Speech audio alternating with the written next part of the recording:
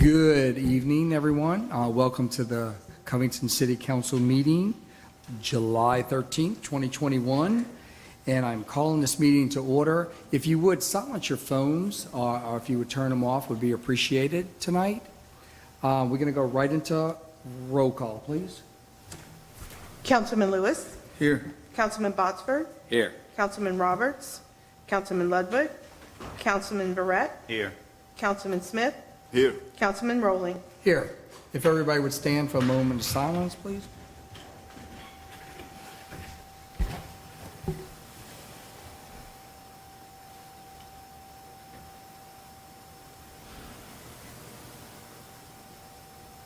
Ms. Cindy Samuels, will you lead us in the pledge, please? Pledge allegiance to the flag of the United States of America and to the republic for which it stands, one nation, under God, indivisible, with liberty and justice for all.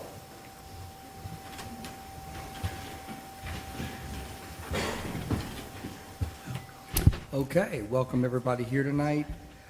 First order of business, election of officers for the Covington City Council. And the first thing on the agenda tonight is the council president. I would need a motion for the council president for this one-year term.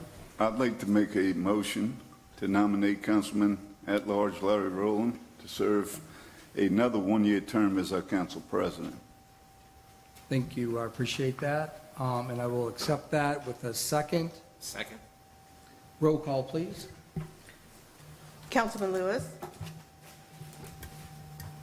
Yes. Councilman Botsford. Yes. Councilman Barrett.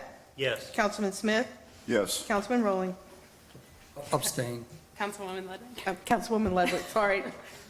Yes. Thank you very much. I appreciate it, and I appreciate the confidence in our council membership on this board here. And again, I enjoy what I do up here. Thank you very much. Second on the agenda is nomination of council vice president, and I would like to make a motion to nominate Councilman at Large Rick Smith. And if I don't hear any other discussion, I just need a second. Second. Roll call, please. Councilman Botsford. Yes. Councilwoman Ludwig. Yes. Councilman Barrett. Yes. Councilman Smith. Abstain. Councilman Rowling. Yes. Councilman Lewis. Yes. Thank you. Thank you, Councilman Smith, for accepting that. Okay, we're going to move right along to appearers tonight. We have Mr. Brian Burns with the West 30s Redemption, and I know Councilman Verrett would probably like to introduce him. Yeah, Mr. Burns had communicated with the council on separate and numerous occasions in regards to the West 30s and the West 30s Redemption Company, and he asked to address some of the housing in the neighborhood and what his company does. So we're eager to hear from Mr. Burns. Good Mr. evening. Burns, if you would just state your name and address for the record, please. My name is Brian Burns. I live at 127 West Ruel Drive in Mandeville, and I appreciate the opportunity to appear before you this evening. If you'd like, I'd be happy to give you a little bit of an overview of our organization, West 30s Redemption Company, and the work that we do, and then be happy to try and address any questions you may have. So that's okay. Actually prepared some remarks. I have a tendency to kind of go on a little bit too long, so hopefully reading some remarks will help me avoid that. Thank you. First and foremost, West 30s Redemption Company is a ministry. We are a faith-based organization responding to God's call to serve his people in the West 30s community. Second, we are a 501c3 not-for-profit organization. We do what we do to serve, not to make money. Third, we have no employees. We have 31 volunteers donating their time and talents, and in many cases their treasure, to the work we are doing. West 30s Redemption Company was founded 4.5 years ago. In 2017, I was a member of the Leadership Sanctimony class. During our Covington Nonprofit Day, we toured the West 30s neighborhood. While Program Director Mayor Mark Johnson shared the colorful heritage of the neighborhood, I looked at the housing conditions, which in many cases was deplorable. After that day, I talked with a number of residents, asking them how the neighborhood got to be in that condition. Their answers had a similar theme: nobody cares. People living in the West 30s can't do anything about it, and people not living in the West 30s won't do anything about it. I did some research and was amazed that in the 10 years prior to that point, there had not been one new house built in the West 30s. There had not been one substantial renovation of a house undertaken in the neighborhood. There were no commercial developments that had been completed, and there were no new businesses opened in the West 30s. So the comments that were attributed, "no one cares," or "we are being ignored," in my opinion, were true. The irony of having this very impoverished neighborhood located right in the heart of the most prosperous parish in our state underscored what the residents said: no one cares. The more I thought about it, the angrier I got. What was wrong with us? What was wrong with our faith community? What was wrong with our business community? What was wrong with our political leadership? What was wrong with our general populace? How could we all allow this to exist? I prayed about the situation and thought about what I was doing rather than what others weren't doing. And that convinced me to look at it a little bit harder. My background is real estate and finance, and I've done a good deal of renovation work. Though I don't live in Covington, I was born here, and my grandchildren are the 7th generation in our family to live in West St. Tammany Parish, 7th consecutive. Who better than me, I felt, to try and do something about the issues in the West 30s regarding housing? So, with no plan, no program, no structure, no means of funding, but plenty of passion, West 30s Redemption Company was started. The lack of fundamental business principles and practices or expertise in this particular area of affordable housing for lower income families led to a very slow start. In our first year, we placed one family in a house. That's not very many. For the first 18 months, we were sole proprietorship. Then a two-tiered board was created that has grown to 30 members serving as volunteers now, 15 of whom are directors who run the organization, 15 of whom are members who support it. The 15 directors who run the organization were intentionally developed to resemble the neighborhood. In the 2010 census, the West 30s neighborhood had a population mix of 87 African American. Our 15 directors have 10 African Americans on the board. We have 5 residents of the community on the board, and there are 3 others who work in the neighborhood. So we designed it to reflect the West 30s community. In our second year, after that fine first-year performance of delivering one house to a family, we served 3 families. In our third year, it was 6 families.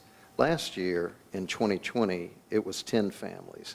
And this year, we will serve 20 families. We project over the next 3 years to continue providing 15 to 20 houses, affordable homes to lower-income families each year. So in a little over 7 years' time, we will have renovated existing or built new houses, accounting for roughly 1/4 of the West 30's 350 houses. The change is becoming more noticeable each month. However, our mission statement is not about revitalizing a neighborhood. That's not why we do what we do. It's a nice byproduct of what we do. But our mission statement is to help families, one family at a time, through the blessing of home ownership in the West 30s neighborhood.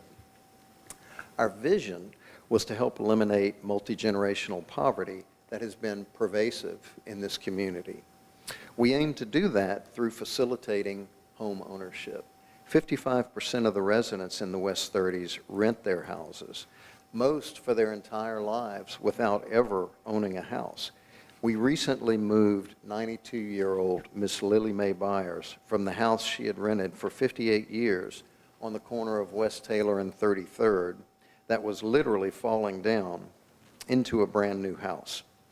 We figured she had paid for the house 3 times over, and she had nothing but her poverty to show for it after 6 decades.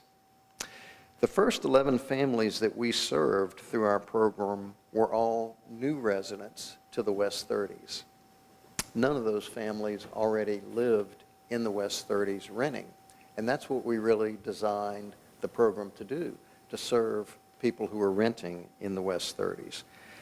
The reason was the same issue that basically every family in the West 30s deals with. They have existing substandard credit, and they're not able to obtain independent residential mortgage financing.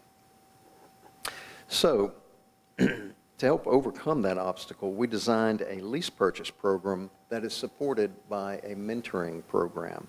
We put families who have stability in their lives into houses with minimal down payments required on a 2-year bond for deed contract in which we retain ownership during that 2-year contract period. The monthly house payments are set up just like a regular mortgage with a current interest rate, today around 3 to 4%, a 30-year amortization schedule, and monthly escrow payments for insurance and taxes. We also escrow for a mandatory savings program that we require residents to save at least $50 per month. At the end of the contract, we match the cumulative amount of savings the residents have generated up to 2.5% of the purchase price of the house, and they can apply that toward their down payment. We assign one of our directors as a mentor to meet with the family on a regular basis to help ensure that they are working on their credit enhancement plan that we design, a CEP as we call it. It's basically a step-by-step list of the things that they need to do to boost their credit scores to the point of qualifying for financing on their own. We pay the closing cost when the sale occurs. We now have 9 bond for deed contracts in place. And to date, we've placed 25 families into houses. This month, if it ever stops raining, we're kicking off new construction of 8 houses, and we're wrapping up renovations of 2 existing houses we've been working on. All 10 of those houses have families already identified as buyers or bond for deed lease purchasers. So with the 10 that we're in process on and the 25 we've already served, we are working with or have worked with 35 families. All 35 of those families are first-time home buyers. All 35 families are Covington residents. All 35 families meet the federal definition of lower-income family, earning not more than 80% of family median income for this area. That is a requirement of our program. A family of 4 cannot earn more than $58,000 and buy one of our houses. I mentioned that none of the first 11 families we served were already residents of the West 30s. Of the next 24 families, 22 of those were already in the West 30s. So the development of that lease purchase program completely was a game changer for us. It created a way for us to serve the existing residents who have substandard program and work with them over a 2-year period to help elevate their credit scores. Part of our learning process, which has been significant, I mentioned that we started with 0 knowledge, so the learning curve has been steep for us. But one of the things we learned about was what resources are available to help us do the work that we're doing. We became certified by the Louisiana Housing Corp as a CHODO, Community Housing Development Organization, to take advantage of generous federal funding programs that are administered at the state level by LHC to support our work. We've been awarded numerous grants, a couple by the Federal Home Loan Bank of Dallas, one for $120,000 to provide $10,000 down payments for 12 home buyers, another one for $60,000 for general corporate use. In closing, our passion has not waned since the inception of the program. However, we have learned along the way that we can do so much more by working with others and by partnering with others. Thus far, we've partnered with 18 different churches who've sponsored houses in the West 30s in faith partnerships. A few months ago, we started a new program, a business partnership program in which businesses sponsor a house by making a contribution for that particular house of at least $2,500. We've partnered with 11 businesses so far. We've also partnered with 13 banks who've provided $50,000 in contributions to us. 25 individuals have partnered with us in providing supporter loans to us, totaling $550,000. So there's a very large group of people involved with what started out very small. We welcome the opportunity to explore opportunities for how we may be able to partner or work cooperatively with city leadership to do the work that we have. With that, I'll be happy to try and address any questions you may have. No, we appreciate you coming. I do have a question, and we'll probably have some others. And I don't know if you mentioned this or not, and I apologize in advance if you did. Is the West 30s Redemption Company recognized by the state in any regard or the federal government in any regard? Yes. The federal government on the tax basis being a nonprofit corporation, the state level by being a CHODO, a Community Housing Development Organization. There are about 24 of those in Louisiana, Larry, and I'm proud to say that we are one of the most active ones in the state with the work that we're doing. Okay. Councilman Barrett, you have Yeah, a I just question? wanted to take this opportunity because you reached out to council as a whole, and I would assume to each of the council members individually. One of the comments made is, and I quote, "You would love to see more energy from our city council focused on addressing the many long-existing problems in the West 30s community. You see so much that could be done." So number one, I'd like to thank you for coming and hear about what you do, and also give you an opportunity to tell me what is it that you see that could be done, and where is the low energy of this council in regards to that community? Well, that's a great question. Mark, I appreciate that. It's probably a much longer answer that would need a little bit more research and time to answer sufficiently, but I will commit to provide a response to you following this meeting in writing. And I look forward to receiving it. Do you work in conjunction with the city of Covington on these projects? We do. The permitting process, the planning and development arm, the Board of Adjustment, and the Planning and Zoning Committee are often involved when we bring new properties in. There were a number of properties that we have acquired that were developed prior to planning and zoning being adopted and don't conform to current requirements. And when we do major renovations or demolish and rebuild, we go through a political process to be able to get permission to do what we'd like to do. And right now, have you or do you receive any funds from the city? Have you ever received any funds from the city? I cannot think of any more. Have we received any funding from the city? Can you think of any? Grants, things of that nature? No? I think we've received a wonderful spirit of cooperation in working with the city. I think at every level of interaction, there's been strong support for the work that we're doing. There's a general, probably first response when we're dealing with a particular issue, that there are rules and regulations and ordinances appropriately in effect to govern behavior.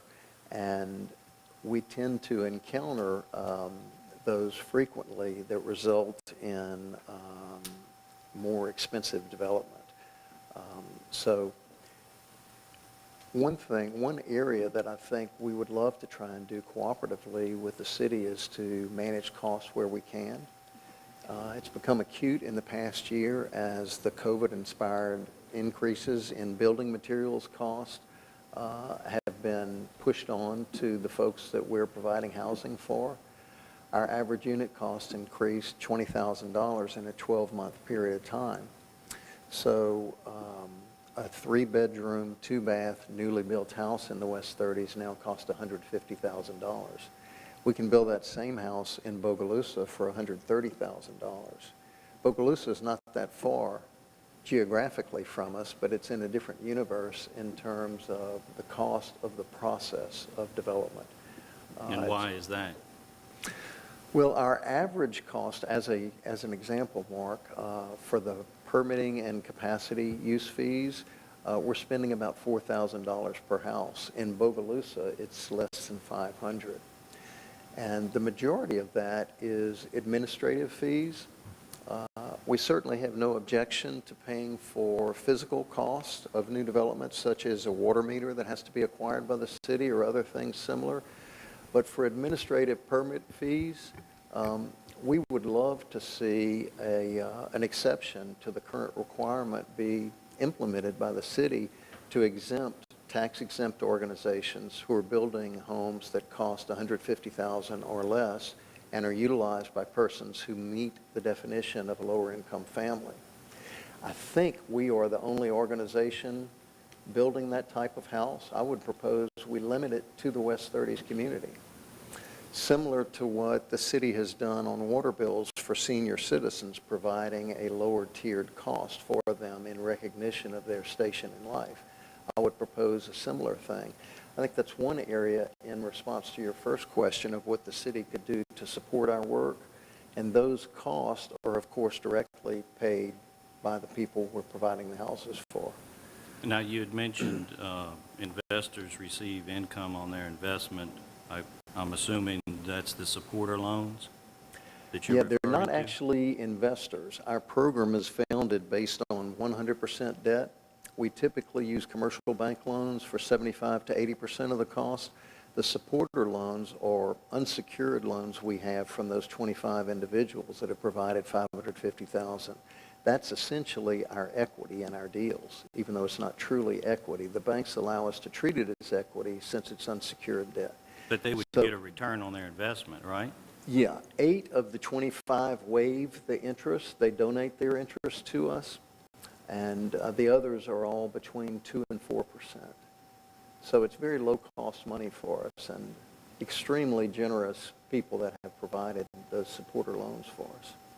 Now, do you work with the other nonprofits in the community? We do, yes. Explain that situation if you can. Well, one that we're working on a job creation program is James Samaritan. Kim Bigler, who my guess is she's probably appeared before this council at some point, knowing Kim. We have worked on a couple of different initiatives with her to try and find employment and other resources for the aging out youth that they closely work with. Habitat, we work closely with the St. Tammany Home Center, Home Ownership Center. They basically are our financial resource for helping the clients that we are working with get themselves prepared to submit a loan application. We fill out an application with them. They run a credit report. They meet with the client and explain where deficient areas in their credit are and help develop the credit enhancement plan that we mentor them with. You said you're a ministry, is that right? Are you a registered ministry? No, sir. We are an unofficial ministry. But my grandchildren call me Pastor Brian.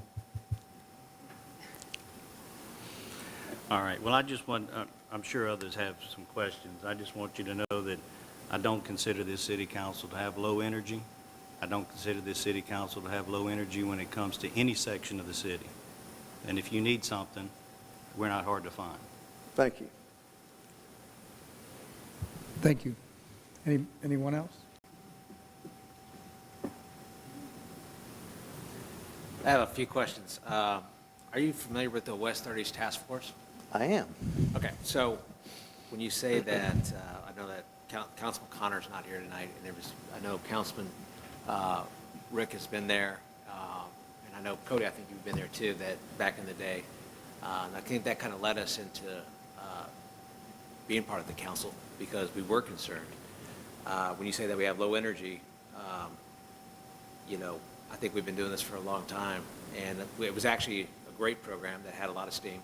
and we turned it over to the United Way Center for Prosperity. You're familiar with that as well, right? Yes. Okay.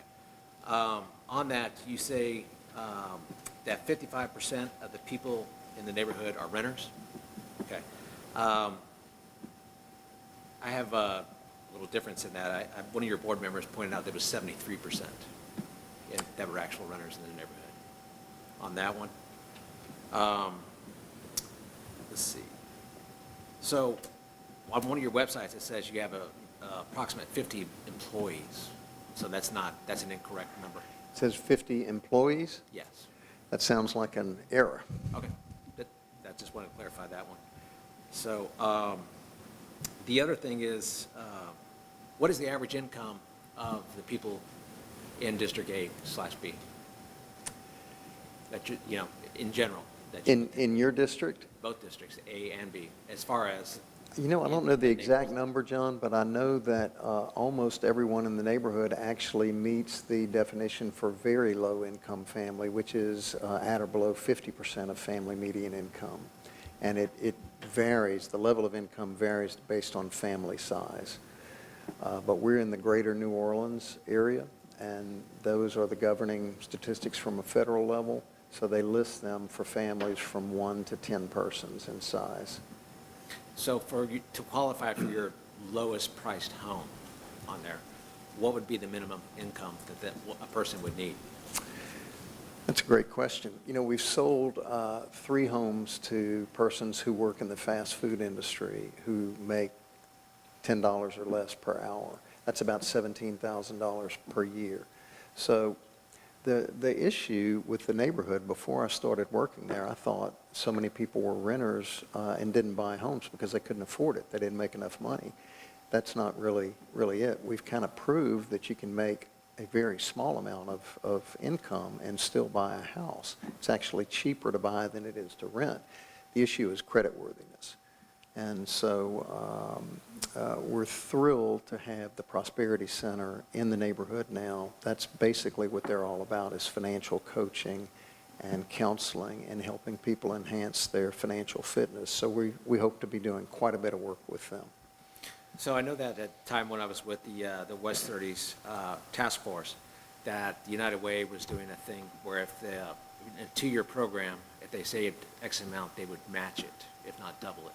Yeah. Is that, I might have missed that. Are you doing that as well? The reason we started the savings program that we have in place with our Bond for Deed program is because United Way's IDA program was defunded. They basically ran out of funding for it. They just reinstituted it about 3 months ago. They have a 4-to-1 match. So someone who saved for up to $1,500. So someone who saves $1,500 in a 12-month period of time from earned income can receive a $6,000 grant and turn a $1,500 savings account into $7,500. So that is really powerful for the price homes that we're working with. And then the other thing I had was that your Bond for Deed program, what is like the average pass-fail percentage of that? I mean, how many people that enter the program succeed and move on to homeownership versus people that don't succeed? And then what happens to the people that don't succeed? Is there any type of, is it just kind of a contract that you have with them? It's kind of like, hey, if you don't meet this, then, they're evicted, or do they move into any type of housing? Do you assist with that? How does that work? So we have 9 in place now. We've had 2 that have been terminated. Both we signed mutual yes, we did sign mutual terminations with both of them. One left because they didn't feel safe living in the neighborhood. The other one left in the middle of the night, and we ended up getting her to sign a termination. They'd each put down payments, one $3,000, one $5,000 on their house. They each forfeited that, and the amount that they paid each month while they lived there, about 18 months for each of them, was forfeited. So we did not pursue damages against either one.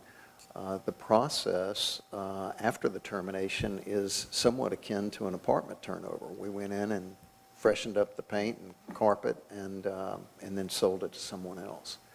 So in general, the two-year contracts that we're doing do not have a contractual right of renewal. That is intentional, John. We want to make sure that the family is doing their part, that they're working on their credit enhancement plan. They are not going out and spending money that they shouldn't be spending. So as long as they're doing their part, we're going to continue to work with them. Now, are there payments made to like a specific like bank, or does it come directly to you, or I mean the West 30s redemption, or how does that work? There's a private company called Escrow Services, Inc. in Mandeville, and we hired them to do all of our servicing on the bond for deed contracts. They've done something like 15,000 bond for deed contracts. That's their specialty. They're really good at it, and it keeps us from all of that accounting. So the payments are actually made to them, and then they send the payment to the bank who has the underlying financing. Okay, thank you. Yeah. Thank you. Anyone else? Councilman Lutz? Well, they make the payments to the commercial bank who has the underlying financing. Typically, when there's a bond for deed contract in place, since we haven't sold it, we haven't paid off the construction financing. So that initial bank loan is still in place. So we collect the payments from the lease purchase occupant, and Escrow Services send the payment to the bank that has the financing. Okay. And first thing, I guess I'll back up. Thank you for coming. Thank you. Thank you for providing the information to Councilman Moore. I think I've requested it several times. I guess I want to back up to several things you said. And maybe it's a clarification question for Rod. Is there a difference between lease to purchase, bond for deed, and rent to own? They're all different. Okay, because I keep hearing all three terms. And when I first heard about the program, I didn't hear either term. So I guess. A bond for deed is a contractual obligation to sell the property when certain conditions are met. Okay. So the bond for deed contract is recorded in the public records and is an obligation of the seller to sell the property at a certain time in the future. The recordation of the bond for deed contract protects the prospective buyer, unlike a lease purchase, because by law, once a bond for deed contract is recorded in the conveyance records, no further liens or encumbrances can attach to the title of the property of the seller during the bond for deed. Whereas if I lease purchase property to you and someone sued me and got a judgment against me during the term of your lease, that judgment attaches to my property, and I can't sell it to you without paying off the judgment. Or I could go put another mortgage on the property during the term of your lease, and you can't buy the property until that judgment or that mortgage is satisfied. Contrarily, the bond for deed contract puts third parties on notice that the property is subject to the bond for deed, and they cannot put another mortgage on it, or no other encumbrances attached to the buyer protected as to the title of the seller. Additionally, the purpose of the escrow agent, which is a requirement of the bond for deed contract where the property is subject to a mortgage, is that it's protecting the bond for deed purchaser, so that you've got to remember the bond for deed purchaser has no contractual relationship with the mortgage holder, so that if the seller of the property defaults on their underlying mortgage, the bond for deed purchaser would never receive notice that the mortgage was in default and the property was subject to foreclosure, so they have no ability to protect themselves because the bank has no obligation to tell them. What the escrow agent does is, the escrow agent is a guarantee as a third-party escrow service that when the bond for deed purchaser makes their monthly payment to the escrow agent is then duty-bound to pay the monthly mortgage note of the bond for deed seller, so that the bond for deed purchaser knows that all of their payments are properly being applied to the mortgage. And when when they get to the end of the bond for deed contract, they're not surprised that the mortgage of the bond for deed seller is somehow in default, and now they're burdened with a defaulted mortgage. So the only risk that the bond for deed purchaser runs is that at the end of the term of the bond for deed contract, in fact, if they are not able to secure permanent financing to retire the balance owed of the bond for deed, yes, they're in jeopardy of the bond for deed contract being terminated. But they have to get a letter by registered or certified mail giving them 45 days notice that they have defaulted before the bond for deed seller can cancel the bond for deed contract. By law, unless there is a substantial down payment, the bond for deed monthly payments are attributable to the fair market rental value of the property. So theoretically, they're paying the rental value. That's what the bond for deed seller is getting in return for their occupancy during the term of the bond for deed contract.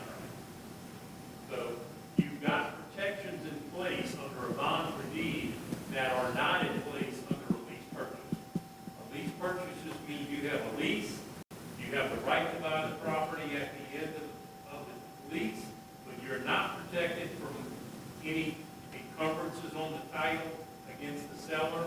You're not protected that the seller is paying their note. So it's a different form of a legal obligation with a bond for deed. More protection to the buyer. Okay. Now, I guess back to you, Mr. Burns. Which one of those three are you using? Just to clarify. The bond for deed contract. The bond for deed, okay. In one of your responses, you talked about the mentoring of these clients in the homes. Yes. I guess I just want to describe what that looks like for within that 2-year frame. Because when I think of mentor, or especially in credit, I think of somebody that's qualified. I don't know, even if they even have a certificate or something. As opposed to what you explained to me before, it's kind of like a best friend that's saying, hey, did you pay your mortgage this month? I don't consider that mentoring someone that's buying a house for the first time. So are they really set up with somebody that's certified in the area of repairing credit, helping them along the way, or are they just set up with a best friend? So as a volunteer organization, the persons that have willingly given of their time to serve the cause that we are meeting, they're not necessarily equipped to provide financial expertise in a credit counseling manner. So that's one of the reasons we're really excited about having resources like the Prosperity Center available. One of the roles of the mentor is to bring the resources to the table that are needed to meet that family's needs, whatever they might be, whether they happen to be financial coaching or home ownership education. There are a lot of things that they can Right, we do. just got the Prosperity Center, but I guess my concern was before we got that. And I know you mentioned you team up with Habitat and their financial center. Informally, we're taking advantage of a resource that they provide to provide housing loan assistance for lower income families. Walk me through a process of buying a house from you. Okay. Tell me what that's like. I have a credit score of 500. Walk me Okay. through that. All right. Well, I don't like your chances, Peter.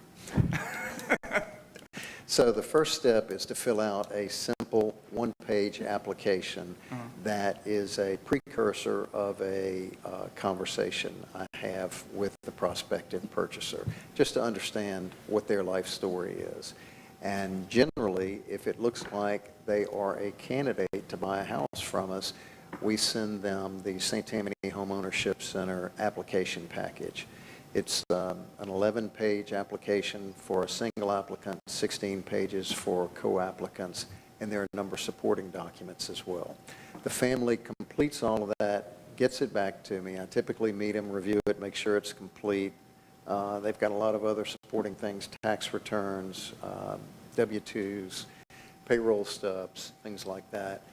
We provide that to one of the two financial analysts at St. Tammany Home Ownership Center We pay the fee for them to run a credit report for that family. They do that, and then once the credit report is in, they schedule a meeting with that family that we do not participate in and review their credit report and go over the substandard items with them.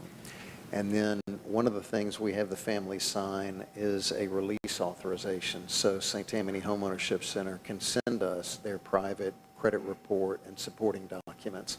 Then we work with the financial counselor to develop the credit enhancement plan that I mentioned. That is the step-by-step process to improve their credit.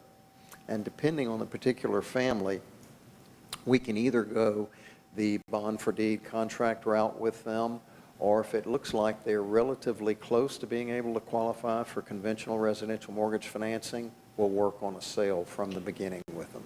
So we do both. Okay. I don't think we ever clarified who the founders of it was besides yourself. It was just you? That founded the organization? Yeah. Well, there were actually two people. Ross Richardson, who's the president of our board, it was founded at an LSU tailgate over a considerable number of beers. True story. Or just you and Ross, I'm sorry. Them two? Yes. Just you two? Okay. And we talked about the investors. What is that amount? There aren't any investors. There They are are people not. who have provided loans to us. Did There I are hear no- it correctly? Well, I guess it's a definition. I know if I go to the bank and I invest $10,000, I get 4% back. I don't know. So I think it's a question for you. You may not term them as investors. I thought it was clear that you had a pool of 25 lenders who are individuals, yeah, who've provided support or loans. But there are no equity participants in the organization. Well, right, but I don't think that was the question. I think the question was, do you have people who invest, in the dictionary of the word invest in the company for good intentions? I'm not asking the question in any way that I just want a straight answer. Sure, you bet. You have people who put money up for whatever reason they do. If you get money back and you get a return, it's called a rate of return. That's 2 to 4%. I know I can't go to Gulf Coast Bank and give 3%. I don't think I can. But, so that's an investment for some, I would imagine. Right. Well, You have an opinion on it. semantics aside, Councilman, I would say that our organization is structured with debt support rather than equity support. It's interesting to me because the initial model was an equity-based model. And that's one of the things I initially tried to fund the organization. It was not really a viable alternative. So we switched to the model that we use now, and it's based on all debt. Okay. I'm sorry. Okay, I had- maybe one more, and I think, we can take this opportunity. We appreciate you coming, number one. Number two, I think, we've been on this for 40 minutes almost. We can always get Mr. Burns to come meet with us, a couple at a time, I think 3 at a time with the sunshine law, right, Ms. Rucker? So I think if we have one more, we can move on with the agenda, and I think Mr. Burns would be more than happy to sit down with any of us. And Be let happy me- to. Let me just lodge an objection to that, because I Thank think this is a public meeting, and I think that Brian Burns and the West 30s Redemption has come to this council seeking, well, number one, saying that this council has no energy towards the West 30s, and secondly, asking this council specifically to do something for the West 30s Redemption. So I don't know of any constraints. Perhaps our city attorney can tell us if there's a restraint on how long a public meeting is supposed to last. I think Councilman Lewis is entitled to ask his questions. I'm just lodging the complaint, and I can make a motion if I make a motion that we can ask, as long as he's willing to answer, certainly under no subpoena, but there are a lot I'm of happy to answer. questions about your organization that should be straightforward answers. We want to partner with nonprofits. I think you've figured out the rub is that this council cares, and they get a little tad bit upset when somebody says that they don't, but they have better ideas than us. You're here, you can give us your ideas. We'll welcome you or anyone else. But I do think that if you were asking us to do something, I don't know of a time constraint on my ability to figure out whether that's good for the city of Covington, for its residents, for those people in District A, District B, and frankly, the rest of the city. I don't think we're limited in asking questions about what is good for the city of Covington, and I would certainly disagree with anything to the contrary. Mr. Rodrigue, I do have a question for you. Two different situations, appearers versus items for discussion on the agenda. Would this be more in tune for items of discussion, which is unlimited, compared to an appearer that would be maybe at a limit? Either one, I think a member of the council could make a motion to cut off discussion, you can take a vote on it, but other than that, it's up to your discretion. Someone would have to cut it off. I mean, you know, I'm not here to cut anybody off on this council. If you feel like there's questions that need to be answered at this moment, you may move forward. I mean, at that point, I just really thought that Mr. Burns could really meet with us individually, but I do honor the regard that if you have further questions. Thank you. Mr. Burns, we discussed your board, the meetings, we discussed the task force. I need clarification on, like when you guys meet, if it's open to the public, and how can people access those meetings? So our meetings of the directors are every other month. We meet 6 times a year at 11:45, and they are not open to the public. However, in light of your request to attend one at our August meeting, I had intended to invite the 2 council members who represent the West 30s to attend as guests. We've never had a guest attend one of our board meetings, so you gentlemen would be the first if you're able to make that meeting. So the first Friday in August at 11:45, we hope you're available. I'll extend the invitation now. All right, thank you. Now, when I look at your balance sheet that was provided to Mr. Verrett, it's like you get a lot of grant money. I just want to understand how that's distributed. And maybe I'm naive at reading it, but when you get grant money, is that grant money immediately applied to homes that's already in the process? Or do the organization take it and start swapping up more land? Does that make sense? Well, it does. It does. It's a little bit challenging to answer in a general sense. Grants generally have a lot of strings associated with them and restrictions on how they can be used. Operating grants are often only allowed for operating expenses. And since we're an all-volunteer organization and our corporate headquarters is my home office, we don't really have many organizational expenses. So we're not really set up well, like most nonprofits, to use operational grants. So the grants that work better for us are ones that go specifically for the families that we support, like the Federal Home Loan Bank that provided the 120,000, 12 grants of 10,000 each for families. Is that what you got on here as supporter loan payable? No. No. Who No, is that? that's not reflected on the balance sheet. That's not an obligation that we have. Who are the supporters that's donating to it? I don't think we ever got that information. Well, there are 25 individuals. 5 of them are in my family. The others are friends and acquaintances. Is that information you can't provide to the council? Well, it's private information. I don't know that any of the supporter loan providers would appreciate it being disclosed publicly that they have provided a loan of X dollars to our organization. Right. Is that something we can't get as a council from the nonprofit? That type of information? It's not disclosed publicly. They don't have to? Okay.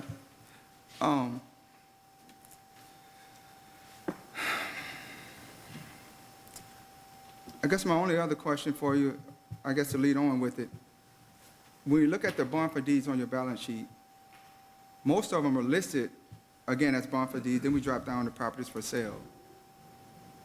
How many of those are still, I guess, how current is that to date? Well, let's see, is that the 12/31/20 Yeah, statement yes. that you're looking at? Yes. So that's pretty current, Peter. We initiated 11 bond for deed contracts, 9 of which are still in existence. And I think all 9 may be listed on that balance sheet, or maybe 7 at that point. I'm not sure.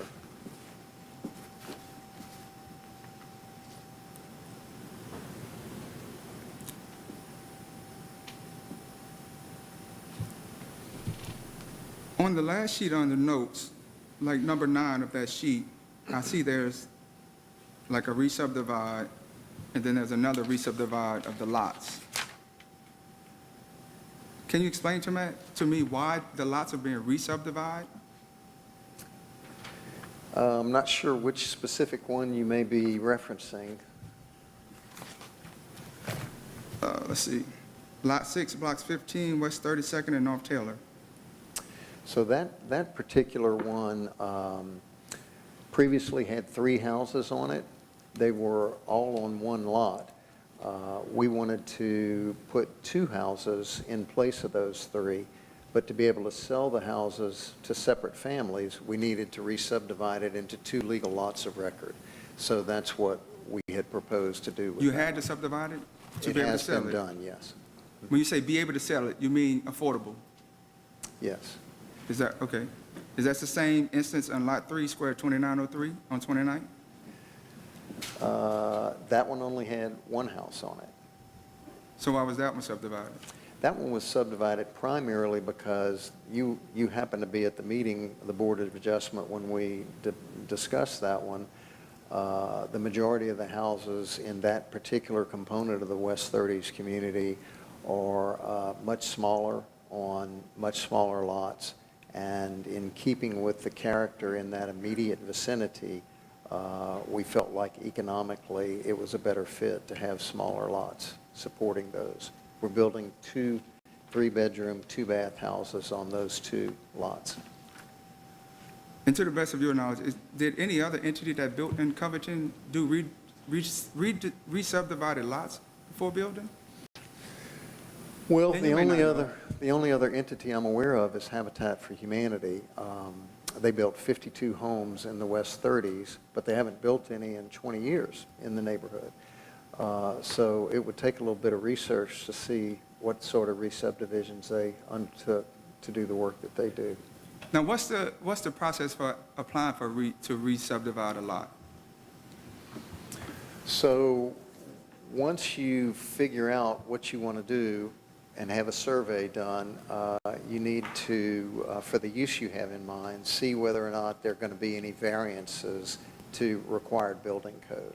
If there are variances, you need to appear before the Board of Adjustment to request approval of those variances.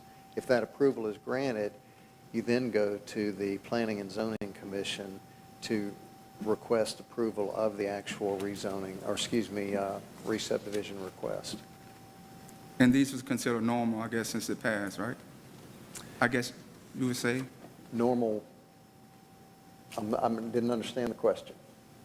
The 2 lots that was re-subdivided, I guess, would be considered normal since the Board of Adjustment had passed it to approve it with the variances? Well, there are lots of record now. Okay. Okay.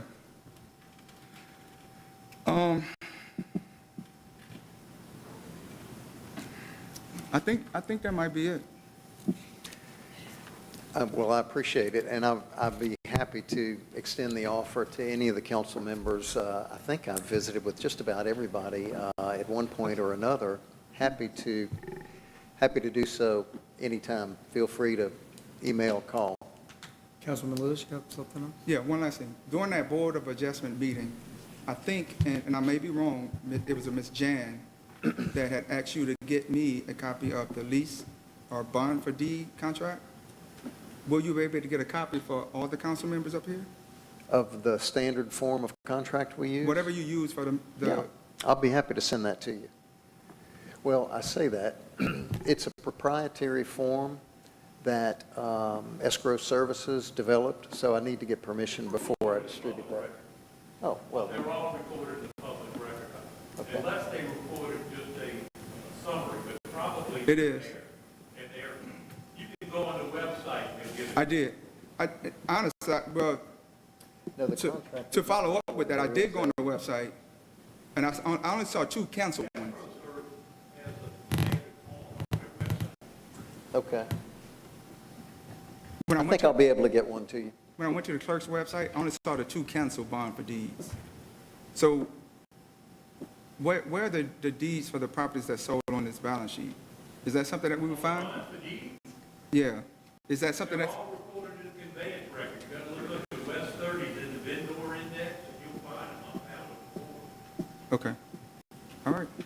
That's it. Thanks. Okay.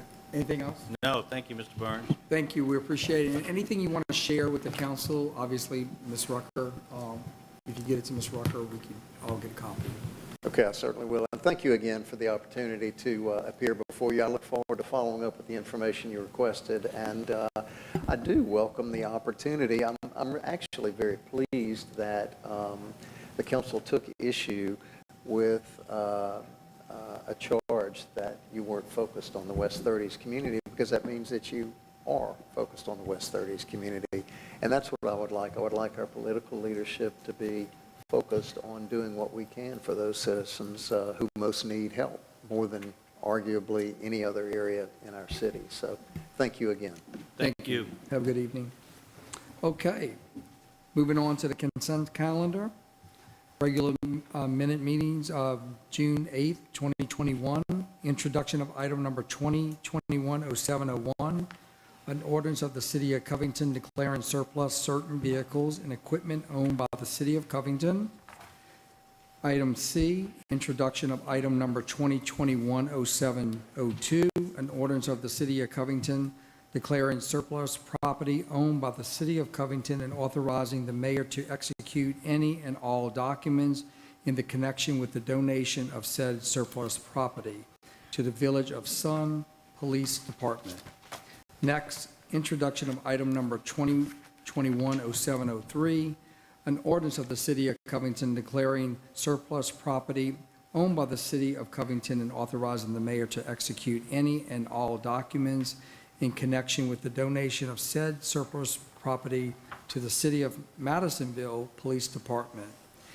And last thing, introduction of item number 2021-0704, an ordinance of the City of Covington amending the 2021 operating and capital budget. I need a motion to accept. Motion to adopt. Second. To accept. We got a second on the floor? Second. Second. Roll call, please. Councilwoman Ludwig, Yes. Councilman Verret, Yes. Councilman Smith, Yes. Councilman Rowling, Yes. Councilman Lewis, Yes. Councilman Botsford. Yes. Okay, bear with me 1 second.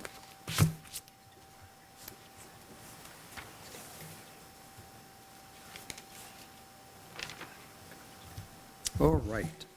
Moving on to the regular agenda, items to be voted on. Public hearing action number on number 2021-0601, an ordinance of the City of Covington amending the Covington Code of Ordinances, Chapter 102, Vegetation, Article 1, Trees on Private Property, Section 102-4, Limitations in Section 102-5, Mitigation in Section 102-7D, Violations and Penalties. Okay, before I turn it over, Councilman Roberts isn't here today, so Councilman Verret will speak in a moment. Before we do that, I want to read the changes from the last time we discussed this and then it was tabled. I'm going to read those changes briefly, if I could. So just give me 1 second and I'll turn it over to Councilman Verret. Okay, on page 2 of 4, line 1, exception, trees have been declared dead, disease infested, fatally declined, or hazardous through no fault of the property owner by a city-appointed licensed arborist and not included in these limitations. Line 4, owner may appeal to the Covington Board of Adjustments to demonstrate good cause. Permits shall be provided based on mitigation criteria to set forth in section 102-5. And then, under section 102 mitigation, line 8 and line 9 through 11, trees 6 inches or greater that have been declared dead, disease infested, fatally declining, or hazardous through no fault of the property owner by a city-appointed licensed arborist shall not require any mitigation. Then moving on to same section, 102-5, line 14, owner shall state his plans in a permit application. Moving on in the same section, lines 17 and 18, this is, I'll read it. In order to obtain a permit to remove trees, the change was which purposes to remove trees or more than 50% of the trees in the setbacks. It was added. Same section, line 29, which, let's see, I will read 27 through 29 just to make it more clear, and I'll state the added line on that. The amount of the payment will be determined by the cost to replace the total number of capillary inches of the trees that were approved and removed. The added portion is including the cost of installation and maintenance for 1 year. And I think that completes it. So those were the changes. Councilman Verrett, you want to? Yeah, I would Move like forward to on- ask Chris Brown to come up and explain to us what we're doing and why. All right, well, thank you very much. These proposed changes were brought forward or brought to us at the request of the Tree Board and Keep Covington Beautiful. And really all that it does is that it clarifies and makes, in this section, it makes it read basically exactly the same as it does in the zoning ordinance section of the Code of Ordinances. So everything is consistent. So removal of trees, whether it's on commercial property or residential property, is consistent. And that's really all that it does. The language that was added and that was put in makes it consistent across the city. Okay, I'll tell you what, we have to open a public hearing really quick, so I know you're going to stay close. If we have any council concerns or questions. So right at this point, we'll go ahead and open a public hearing. Is there anyone from the public that would like to speak on this behalf? Seeing none, I just need a motion to close the public hearing. Motion. Second, okay. And now we'll go ahead and have council comments. Councilman Lewis? Yeah, on 27, what amount are we talking about that we determined? Okay, so if an applicant is removing more than 50% of the trees within their setbacks, okay, then at their option, they can either do mitigation by replanting, or they can make, if they don't have room on their lot to replant, then they can make a payment to the tree board or to the tree mitigation fund. So that is a section of how are we going to determine how much they've got to pay. So basically what we would do is send out for 3 quotes for how much does a 2-inch sycamore tree that's 10 feet tall, how much does that cost, along with the cost of planting and maintaining that tree for a period of a year. Because that's basically, instead of planting it on and taking care of it on their property, they're making a payment to have the city do that. So that's the process whereby we would determine what the cost to the city would be, potentially to do their mitigation for them. Okay. So if I understand correctly, the city would be taking care of it, but charging the resident? Well, yeah, the applicant who, it's really their responsibility to plant and maintain that tree on their particular piece of property, but for whatever reason, they've chosen not to do that, whether it's they have a small lot or for whatever reason, they're choosing to make a payment to the tree board or to the tree mitigation fund. And so, you know, being that we're taking their responsibility onto ourselves, we're determining how much that cost actually is. How much the tree would cost along with the planting of it and maintaining it for a period of 1 year.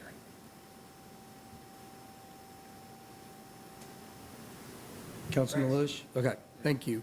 Councilman Boxer? I just had one question. I know that this, and I found this out through research, that there's the A, B, C, and D class trees. Yes. So I'm assuming that when you say this cost that's taken into consideration is based upon the class of the tree? Correct. You're only required to preserve 50% of the Class A trees that are within your setback. So a Class A tree are the large hardwoods, you know, oaks, maples, sycamores, you know, things of that nature. Class B trees would be like crepe myrtles and hollies and, you know, smaller trees. You only have the requirement for the Class A trees. So it would be the cost to replace a Class A, a Class A tree. All right, thank you. Okay. So before we get our motion, one thing I wanted to say real quick. I know Councilman Roberts worked really hard with the tree board, keep Covington beautiful. I was in a couple of those committee meetings. You worked really hard on this. So finally, I think we have something that should work for the city, and we appreciate everybody's hard work. So that being said, Councilman Smith. Just refresh my memory, please. I know we did this years ago. Within that setback, live oak trees, don't they have a certain protection? Yeah, They're a little bit they're treated differently than an elm tree or? Correct. Live oaks have entirely their own section of the code. So this has no real effect. So live oaks are required to be preserved wherever they might be on your lot, whether they're in the setbacks or not. Great. And we know our live oaks are great in our city for sure. Okay, that being said, I need a motion, please. Motion. Second. Roll call, please. Councilman Barrett? Yes. Councilman Smith? Yes. Councilman Rowling? Yes. Councilman Lewis?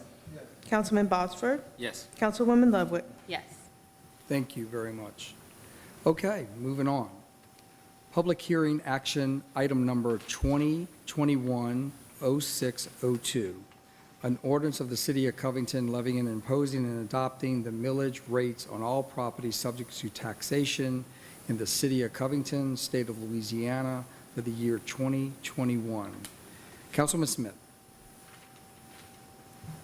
Basically, we're going to adopt, I hope we adopt something that says we are not rolling up any of the millages. We're going to leave it the same. I'm happy to say I think we have the lowest millage rate of any municipality in the parish, and I think most people, including myself, like it that way. That's all I got to say. Thank you, sir. Okay, we'll open the public hearing at this time. Anyone from the public that'd like to speak on behalf of this ordinance? Seeing none, hearing none, we'll have a motion to close the public hearing. Motion to close. Need a second? Second. Roll call, please. Oh, I'm sorry, not roll call on a public hearing. Council I comment. apologize on that. I do need council comments, if anybody has a comment on this. I just wanted to clarify with Rod that this is something we have to do annually or not? Okay. And adoption, it's revenue neutral, no increase, it is what it is. Tax. On the assessment, right, but not the millage rate. Okay. Good. Anyone else? Okay, I'll take a motion at this time. Motion. Need a second? Second. Roll call, please. Councilman Smith, Yes. Councilman Rowling, Yes. Councilman Lewis, Yes. Councilman Botsford, Yes. Councilwoman Ludwig, Yes. Councilman Verret. Yes. Okay, we're going to go right into comments and reports. This is council district and committee reports. We're going to go straight to District A. Councilman Lewis?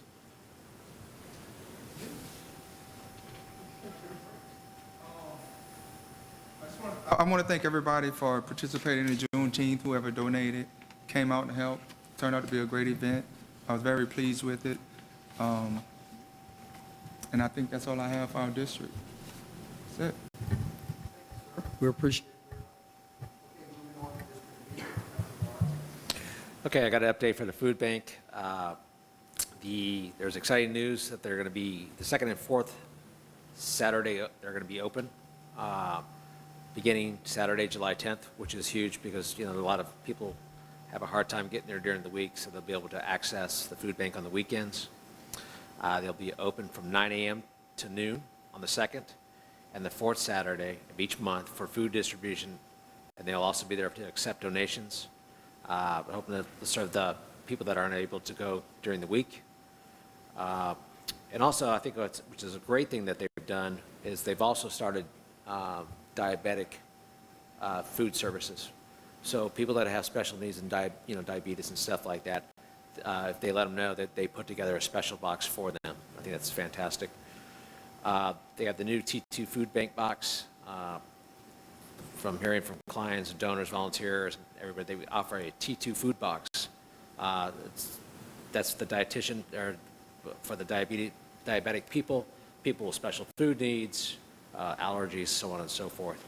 There'll be whole grain and low sodium items. Then they have the SOS, stock our shelves. They're also working with the Blood Center on summer promotions to SOS, stock our shelves with both food, or blood and food. There are a number of locations holding these drives throughout the city, and Mandeville in July if you'd like to donate. The summer months are typically slow for food donations months, but the need doesn't go down, actually kind of goes up. So please don't forget them during the summer months. Everything is still needed. Most needed items are canned tuna, green beans, canned corn, tomato sauce, and soups. The June stats, average for June 2021 was 106 households daily, 119 boxes. Averages for 2020 were only were 124 households daily, 175 boxes.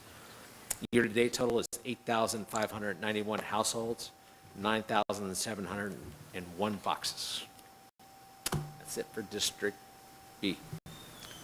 Thank you, sir. Appreciate it. Moving on to District D. Councilwoman Ludwig. All right, so the hospital, unfortunately, our COVID numbers have crept up significantly in COVID care. We were at 16 patients as of yesterday, which is alarming considering we were at 0 to 2 within the last couple months pretty regularly. So just a reminder to get your vaccine, especially with the new Delta variant, is supposed to be more contagious. And then just in general, St. Tammany Parish, I think, as a whole increase, as well as an increase in RSV, which is crazy. So that's been in addition to COVID with all the lung stuff. So I forgot my laptop with all my event notes, so Mark gets to do that again. That's it for District D. Thank you very much. Okay, moving on to District E. Councilman Barrett. I would be remiss if I did not acknowledge the passing of former Louisiana Governor Edwin Edwards, the only person to have served 4 terms as governor. Whether you liked him or you didn't, and there were plenty of people on both sides, I think we could all agree that he left an indelible mark on the state. And as I listened to Brian Burns tell us about the concern for the plight of those who are disadvantaged, I think Edwin Edwards typified someone who cared and did what he could for the disadvantaged, the elderly, those that didn't have, and he'll be missed. That's it. I agree. One of a kind, for sure. Thank you for those comments. Okay, moving on to Councilman at Large Smith. Thank you. First off, congratulations to everybody that participated and was involved in making Sparks in the Park. I thought was a lot of fun, especially the Covington Concert Band. Those guys are those guys and girls are pretty fantastic. I think everybody enjoyed that. So kudos to the administration and those that worked hard on it. Mayor, I would ask that you address a couple of things if it's not on your list of things to talk about. What, if any, changes have we made when it comes to notifying neighbors or neighborhoods that are affected by boil water advisories? Only because one that we recently had down by the Nose Park area off of Janky, I had a lot of negative comments and feedback as to they didn't know kind of thing.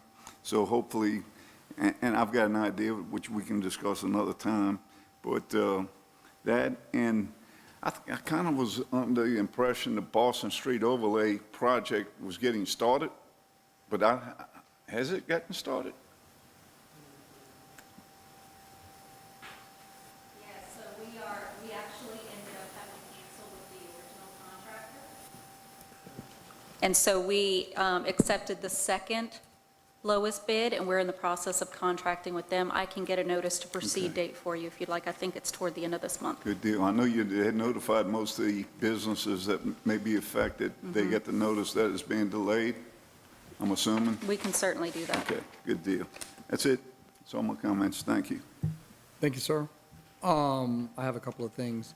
I appreciate you mentioned about Sparks in the Park. It was a very, very good event. Amy Tucker, Amy Fauché did a wonderful job. Bridget Hatley she did a great job too in all the public works. If you did not know, the hot dog eating contest, the person that won ate 15 hot dogs, just in case you didn't know that. So I figure we might need to know that for next year, so we'll see what happens. Okay, that being said, the Cocoa Meadows Stroll, we had a great attendance for that. We thank the administration, the city, again, the workers for putting that event on, the CBA that do so much for our community, and we thank them so much for that. Also, just want to mention Carnival in Covington's moving straight ahead for March 1st this year, Mardi Gras. If you want any other information, all the forms are on there. If you want to participate, it's carnivalincovington.com. So that being said, I'm going to turn it right over to Mayor Marr.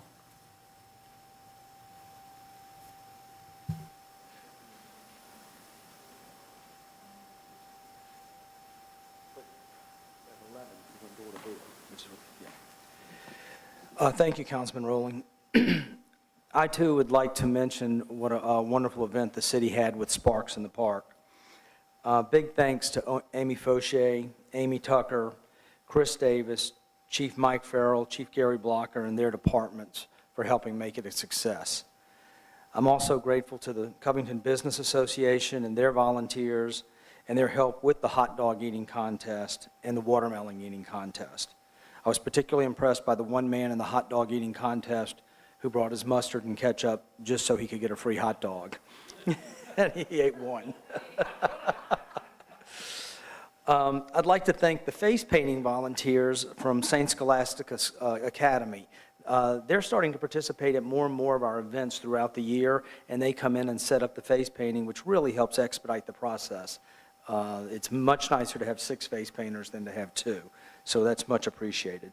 Also, thanks to the music provided by these talented musicians for free to the city and to our community, the Extraordinary Sessions, the Dishonorable Johnsons, and the North Shore Traditional Music Association all played for free prior to the Covington Community Concert Band. And a very special shout out to the Covington Concert Band, to their executive director, Meredith Berry, and to the conductor, Eric Morales. If you haven't seen these guys, they're phenomenal, and the whole city should be looking forward to their next performance, hopefully later this fall. And at last, but certainly not least, much appreciation to Councilman Joey Roberts for serving as the DJ and as for the Master of Ceremonies for the eating contest. So we're thankful for him. It was truly a community event, and I think that's part of what comes across from that. In the same vein, I too would like to mention what a wonderful event we had this past Saturday evening on Columbia Street with the Kokomo Stroll. Again, very grateful to the Covington Business Association and for sponsoring, and to Sarada Bonnet and Sarah Federa for spearheading. These cultural events are one of the reasons our city is one of the coolest cities in America.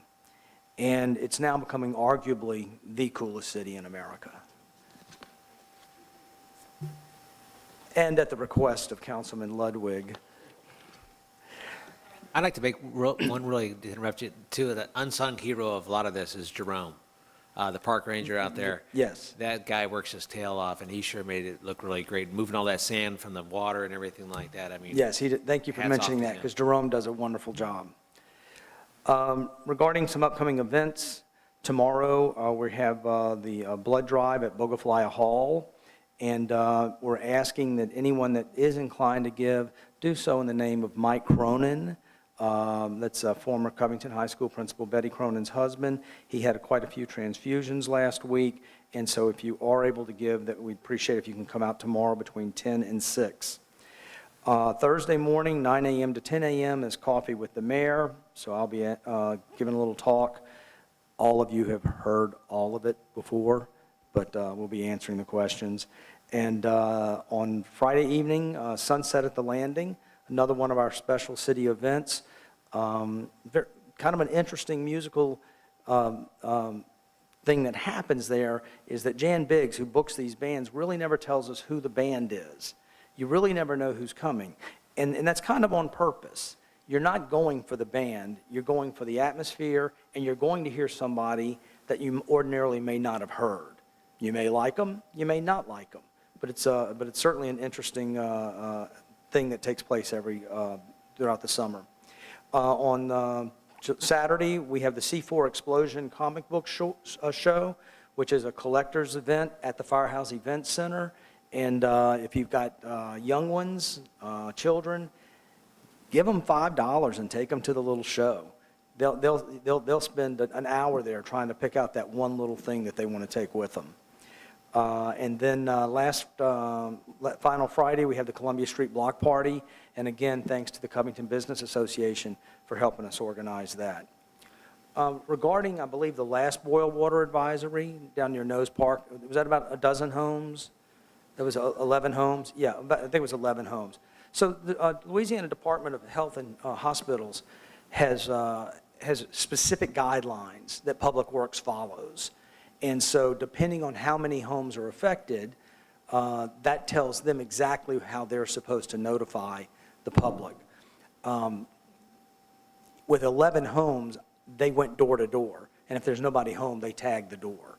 So there's a certain number, like maybe, I don't want to say the number because I don't know, but Chris Davis is very familiar. Hey, if it's below 50, we go to door, we tag every door. When it was that previous boil water advisory that was larger, that goes directly to television, and which is what Public Works followed, which is what they had done in the past. But what's interesting about that is not as many people watch television as used to, and we're seeing more and more people on Next Door Neighbor or Facebook. So I think that's kind of where we're headed, is sort of an adjustment to how do you notify a larger area. And you want to be able to be very specific what the area is, because if you're only dealing with a dozen homes, you don't want to start a panic, throughout an entire council district. So Would that be something maybe Nixle could do, the police app or the yes, alert system? Yes, maybe? yes, that was suggested previously, and that's very good. But again, if it's only a dozen homes, you really just want to go knock on their door and tag their door. Yeah, I suggest on a largely affected neighborhood, I thought similar little signs like slow your roll signs, just have, a boil water advisory kind of thing until signs are removed, and stick them on corners of different sections in that neighborhood so that those that are off at work and don't get on social media or miss the news that evening, at least they're coming home and they pull in that neighborhood and they start seeing boil water advisory signs, and that's something we could reuse. When the advisory has been rescinded, then we go out and collect the signs and keep them in storage and use them again. That's a great idea. We'll follow up on that. Okay. Yeah. Good. Thank you. All right.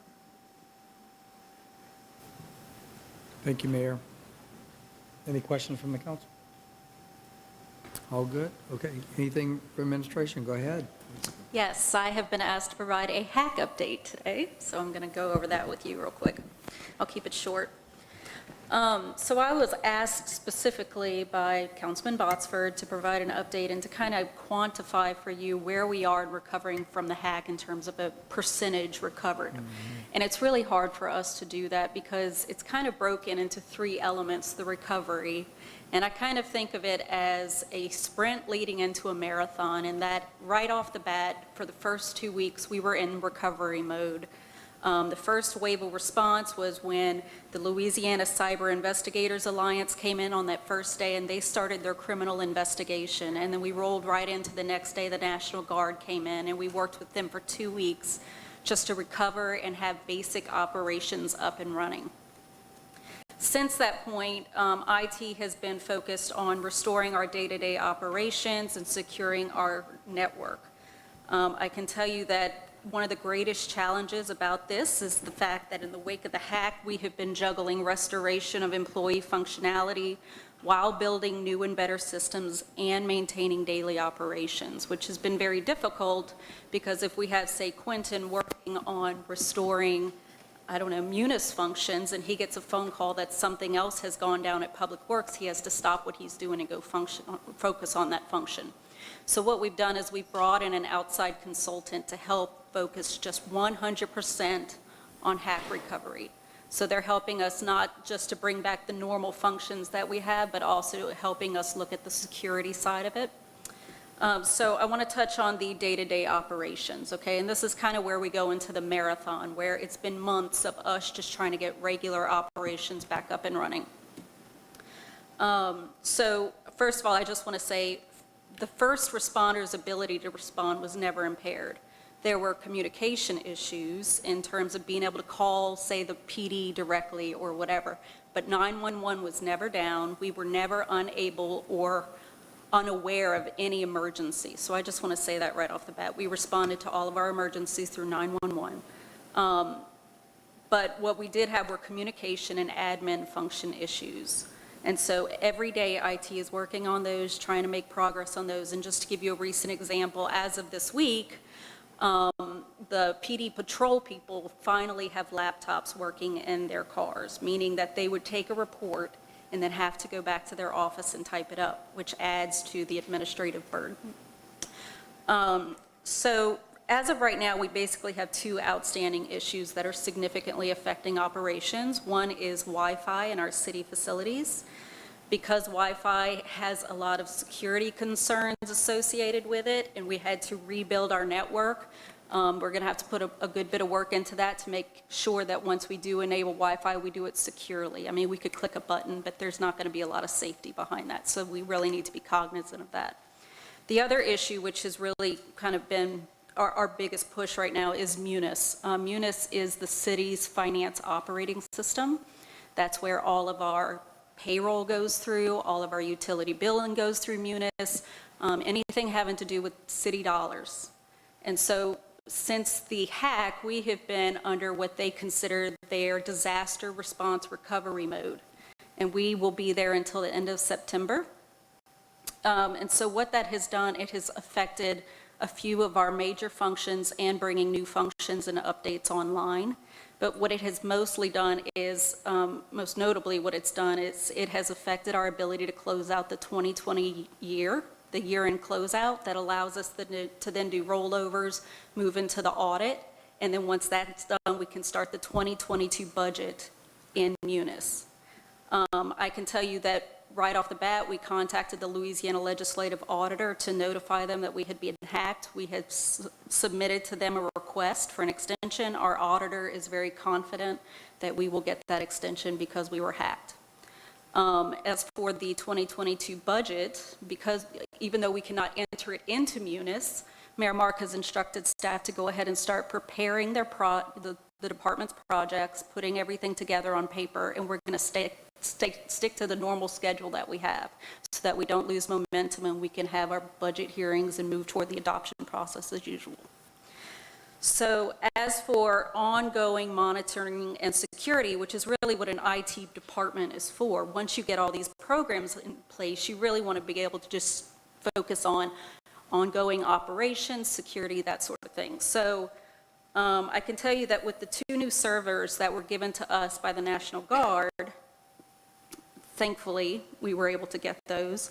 Those are fully activated. Our level of protection moving forward is significantly better than before the hack, and IT has identified a number of ongoing projects to continue to improve security.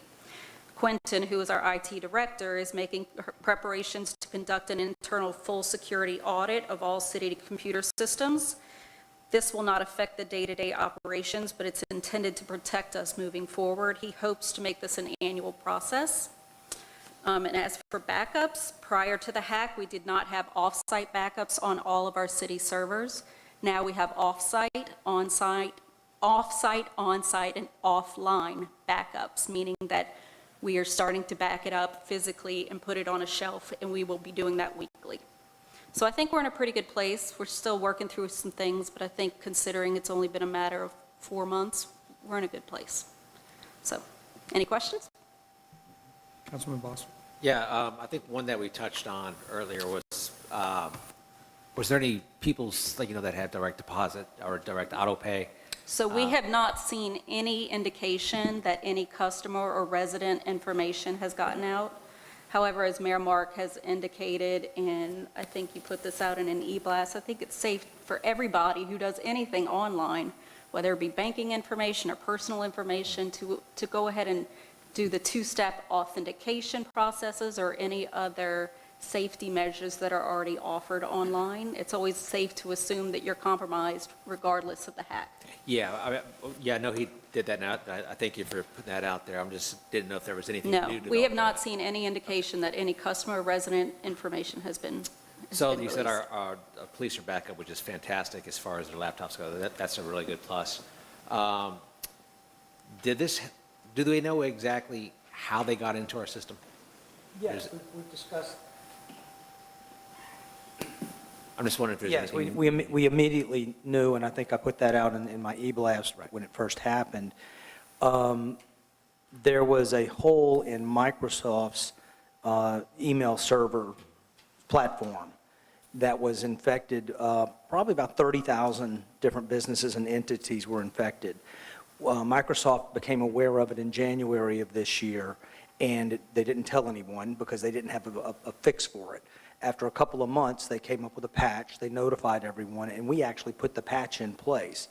But the patch only works if you haven't already been infected. And so the virus had actually been planted into our system probably sometime last year.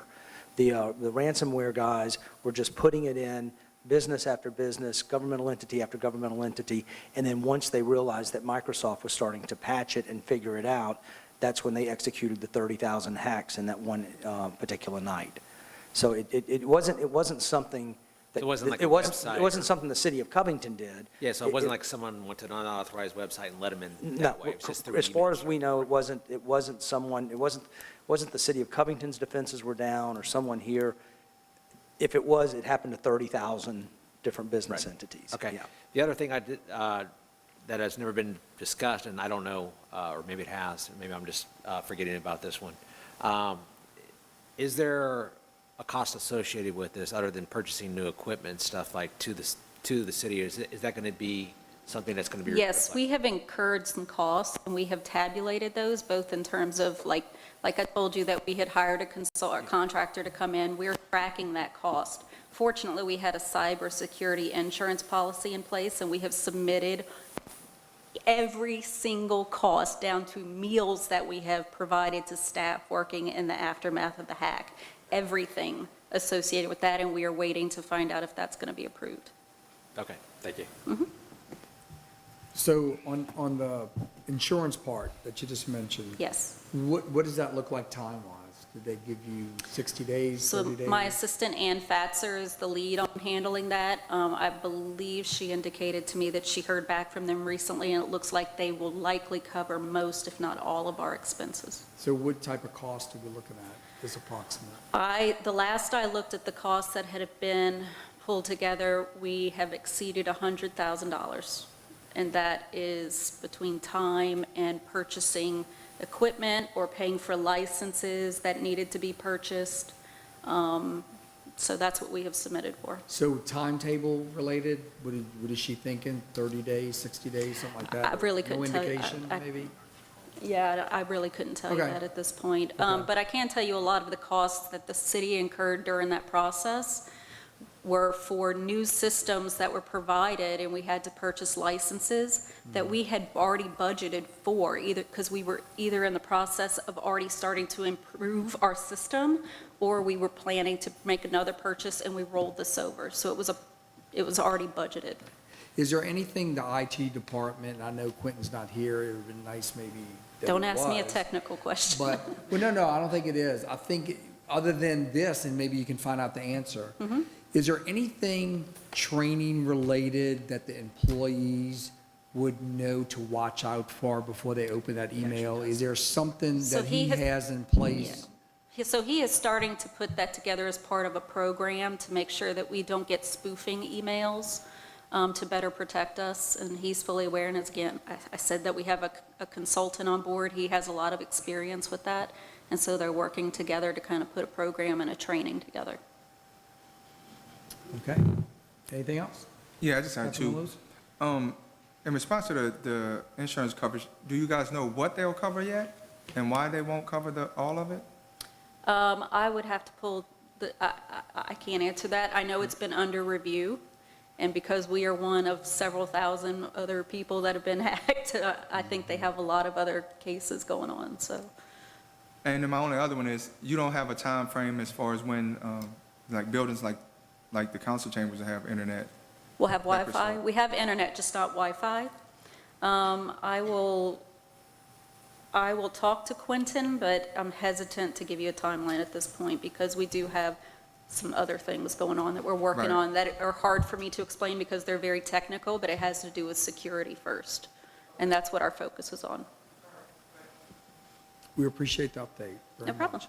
Mr. Rodriguez, anything? Okay, before we break, just a reminder, upcoming meeting, August 3rd, 2021, in this chambers. Again, August 3rd, 2021 at 6 p.m. If there's nothing else, y'all have a wonderful evening, and this meeting is adjourned.